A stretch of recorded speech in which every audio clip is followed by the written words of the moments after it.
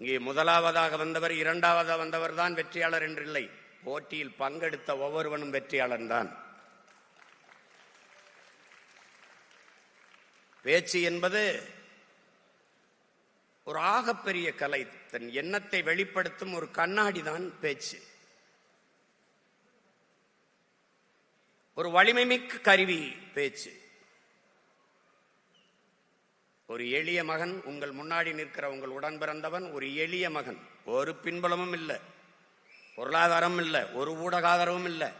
ஒற்றை மகனாக தமிழகத்தின் வீதிகளில் கத்தி கத்தி கத்தி பேசி பேசி 36 லட்சம் வாக்குகளை பெற்று 3வது பெரிய அரசியல் கட்சியாக வளர முடியும் என்றால் காரணம் பேச்சு.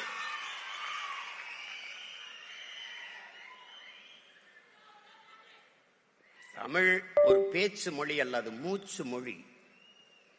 மூச்சு மொழி என் அன்பு பிள்ளைகளே, மூச்சு மொழி. எங்கள் வாழ்வும் எங்கள் வளமும் மங்காத தமிழ் என்று சங்கே முழங்கு. எங்கள் பகைவர் எங்கோ மறைந்தார், இங்குள்ள தமிழர்கள் ஒன்றாதல் கண்டே. திங்களோடும் செலும்பரிதி தன்னோடும் விண்ணோடும் உடுக்கலோடும் மங்குள்கடல் இவற்றோடும் பிறந்த தமிழோடு பிறந்தோம் நாங்கள். ஆண்மை சிங்கத்தின் கூட்டம் என்று சிறியோருக்கு ஞாபகம் செய், முழங்கு சங்கே முழங்கு.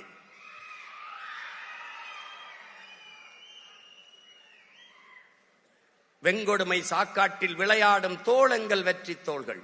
கங்கையை போல் காவிரி போல் கருத்துக்கள் ஊறும் உள்ளம் எங்கள் உள்ளம். வெங்குருதி தனில் கமழ்ந்து வீரம் செய்கின்ற தமிழ் எங்கள் மூச்சாம் என்று மூச்சுங்கிற தமிழ். அதாவது ஒரு பேச்சு மொழி அல்ல, அது மூச்சு மொழி. சொல்லுங்கள் என் அன்பு பிள்ளைகளே, சொல் தமிழா சொல். அதில் சொல்லுங்கள், நீங்கள் உலகத்தின் தலை சிறந்த இனத்தின் பிள்ளைகள் என்ற பெருமிதத்தும் திமிரோடும் சொல்லுங்கள். நாங்கள் தமிழர்கள், உலகிலே ஆகச் சிறந்தவர்கள். சூலியசீதர் சொல்றான், அடுத்தவன் எழுந்து உன் தகுதியை அறிவிக்கிற வரை காத்திருக்காதே, நீயே எழுந்து சொல் நான் ஆகச் சிறந்தவன் என்று.